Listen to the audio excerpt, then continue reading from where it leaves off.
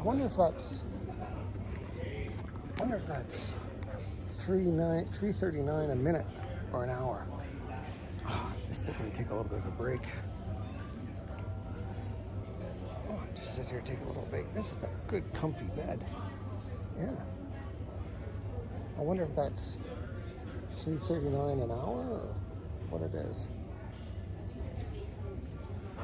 All right, nap time over.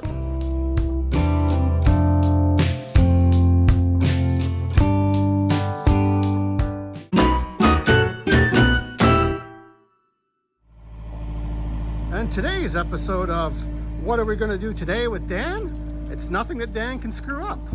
We're just getting our trenches dug for the well, get the water supply, the power going in there. It's going to go over into the pump house. And you already know where the well is because I showed you that last week. So yeah, so there we are. We got a 36-inch ditch going from the corner. That's going to supply four things. Water in, water out, going around the corner to for the horses, and power in. Temporary. We're going to put see that black thing going up? That's an old 1990s 20 amp 12-2 circuit that they had going to a post for lighting, and then they just repurposed it for power to the barn. So typically you don't put Romex inside of a pipe, but that was back in the 90s and you could get away with anything. So yeah, we're going to change that up. And then there's our ditch. And then over there we got our bedding sand. We got 4 yards of bedding sand that we're going to put underneath. And then we'll put some burial tape and we're good to go. There's Mike. Mike's a good guy. I'll give you his phone number if you want anything done. Digging, septic, whatever. And there's MSC Landscaping and Excavating, 250-709-5483 for all your needs in the valley, big or small. At the dump, there must be a pecking order. I guess they're all in line for lunch. I guess there's only a limit of 27 per dumpster. This is the bird's paradise, isn't it? Yeah. Oh, that one's going to skip the line. And there we go. We're getting our ditch dug over on the other side. Look at that, eh? We're dug out all the way there. We're going to have another water line going that way. That goes right to the pump. And then we're going to put a 3-inch right over there. And that's going to go over down here, all the way down that way around to the barn. So when we put another drop here, hydro pole off that pole over to the barn, when we put 200 amps over there, then I can run a 100 amp service through that 3-inch pipe all the way over. Now this is the last little bit we got to do. Basically, it's going to be to get the electrical from here. Let me give you another shot. That's going to be for the water to go over there, and that's where it enters into the house. That little, see, I didn't go to the store yet to get my little finger. Oh, there, that's where the water goes in. Underneath the slab, and then it pokes up because that's a 10 to 12 inch slab there, so they didn't want to go through there. And then we're going to have another ditch going from there all the way here into the slab. You can see where the electrical is already. They got that one right there. And I'm going to put two in between there. One's going to be electrical and one's going to be data, because I'm running security cameras, PoE security cameras down in the barn. And I want to put a Wi-Fi extender down there so we can have 360 coverage through the entire far, far away farm. Uh-oh, here it comes. I better get out of the way.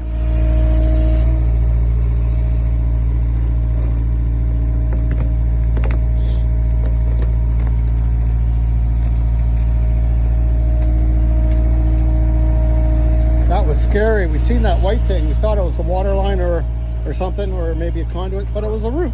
Yeah. Gotta like when that happens.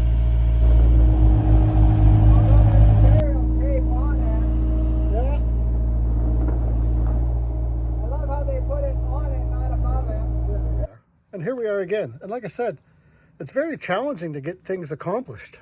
With our commute and stuff, we get home, you got about an hour and 15 minutes to get stuff done, and then your supper, and then to bed. And then you start rinse, wash, and repeat. Tonight, our focus is holes. Let me switch you around. So there we go. We got one about 6 inches of concrete hole drilled there, and we're on to our second one here, and this is where our conduit and our data is going to come out of the house. There's the little X there, there's an X there. This is my high fashion water. You just press on it, can you see, and water comes out. There you go. Well, that is going to go all the way over here into that trench, and then follow all the way around to there, and then over to the pump house. That's going to carry 4 number 12 circuits. Really? No, 1 for the pump, 1 for the barn, 1 number 12 on a 15-amp circuit for the lights. And where's the other one going? Well, I guess only 9 wires. Yeah, 3. So that's going to go all the way over there. And yeah, we'll get that accomplished. We found a water line going like 3 inches from the surface right there. So I got that excavated a bit. I'm going to dig that down deeper. Well, actually, Fiona's going to dig it. My hip is killing me today. Yeah, so there we go. And then once we get that, we'll get some, I get some bedding sand, we get some rock, fill it up a bit, and then we have burial tape. Now these guys were smart. There's the burial tape. Yeah, they warned us, but it was wrapped around the pipe. Usually you put it, you know, a little higher. Anyways, that's all going to work out.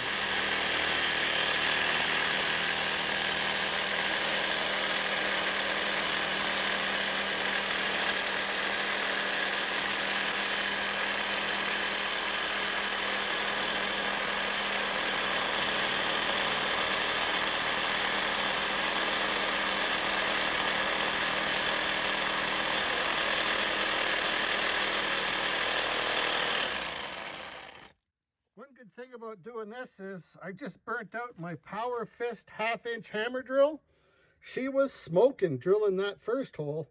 So now I'm over to my small little 3/8-inch drill. Giving that a workout, going slower.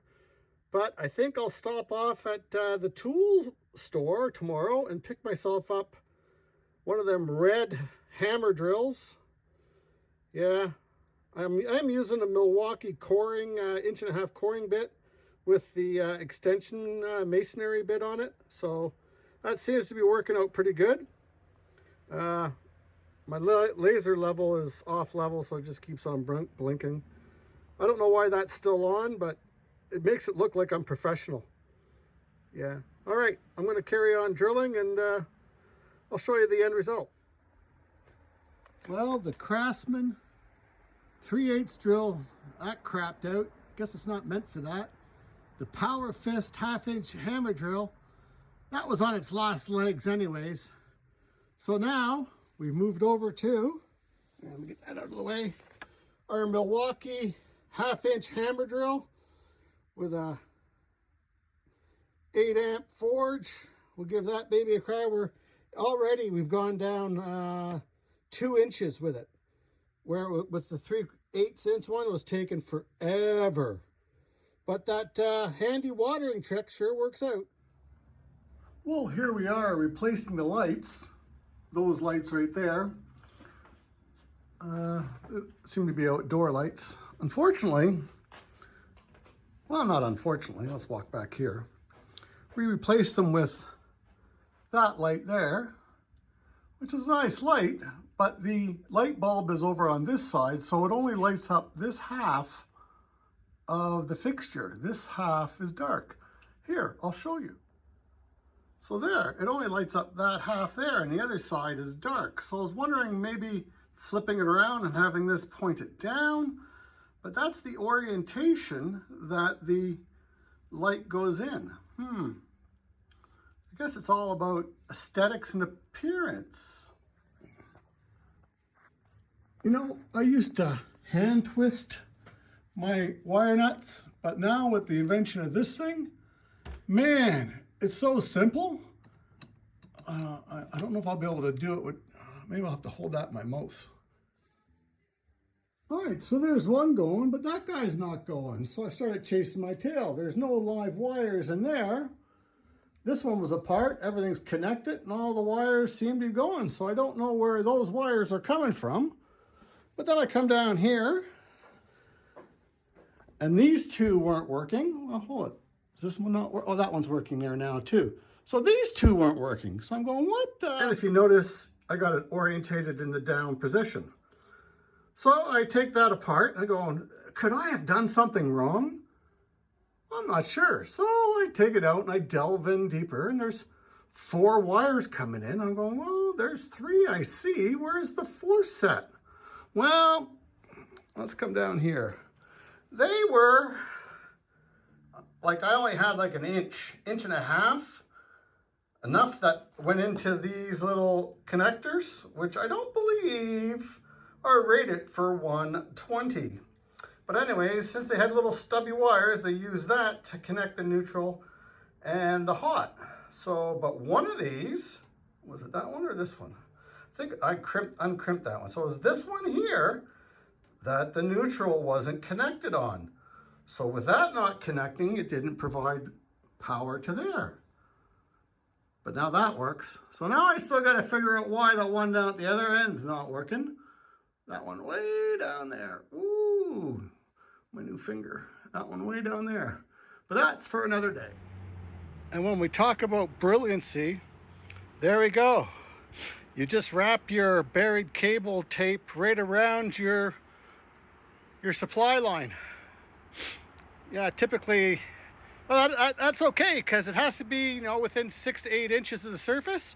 And when you shallow bury your pipe, yeah, you meet that requirement. Unfortunately, your pipe should be 18 inches deep.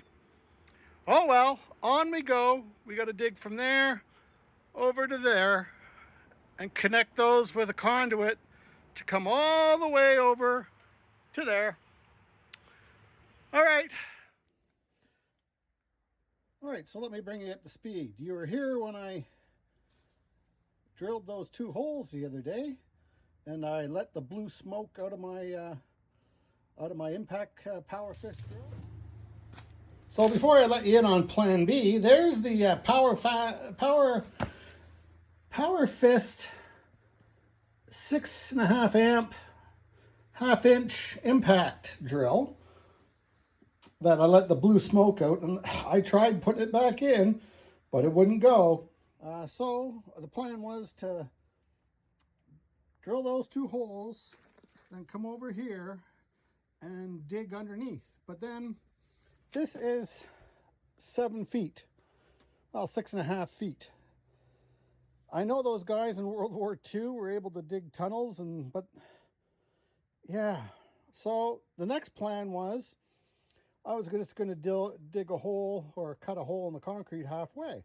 So we started off with a angle grinder with a diamond tip blade, and that works good, but it only goes down 2.5 inches. Apparently I'm going through about 6 inches of concrete. So my plan was just to make Nanaimo bars there and then just chip them out. That's a lot of effort. So we're coming up with plan B. Already there. Oh man, that's hard on the back. Oh, my glasses are dirty. It's all the dust. Oh, hard on the back, hard on the knees. But I got my pads on knees on. But I tell you, getting up and down is the hardest part for me. Oh, there, just see at the top of my head? Yeah, getting up and down. I tell you, 6th of January can't come soon enough. Hopefully that solves all my problems. Well, probably won't, but at least, oh, I'm getting a new one of those. Right down there, yeah. Unfortunately, yeah, when you get old, things start to go. Well, mine was premeditated? No. Precursor? No. One of those words. I got run over and yeah, and then it just went from there. I was just going to say, it took to chip out all those Nanaimo bars that I made there and then score another set took, if someone wants to do the math, it took More Than a Feeling, Boston. What was the next one? Nights in White Satin. What was it? No, it wasn't Nights in White Satin.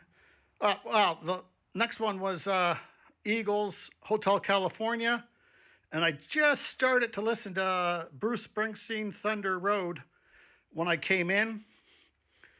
No, it wasn't Nights in White Satin. It was, man, I can't even remember now. I said, I'm going to have to remember the name of this song. Anybody, any guesses? It was, oh,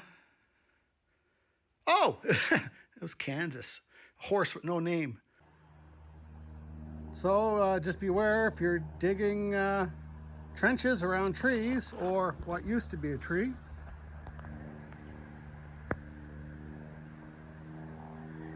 You're going to end up with roots. Roots all over the place. All the way down there, and then there's a tree over there, and we got some big ones over there too. So that's what takes a lot of time. Just to do this little bit. Well, I was digging at the same time. Took about an hour and a half. Just sawing through. So that's my accomplishment yesterday. In about 2.5 hours, it took me to get out all that. And that's about 3.5 inches. That's with a grinder, a hammer and chisel, and then we upgrade it to the rotary hammer. That thing is sweet. It just, yeah, it took those Nanaimo bars out of there like you wouldn't believe. But I still got another 4 inches of concrete to go through. So guess what we're going to do? We're going to go to Plan C. And if Plan C doesn't work, don't worry. We got 26 other letters, or 23. I'll show you in a bit. What we're doing involves all this PPE. And for those of you not in the know, PPE stands for Personal Protective Equipment. Ear, respiratory, knee, face, double face. And somewhere around here we have a pair of gloves, and we'll be wearing our steel toe boots. When I show up, the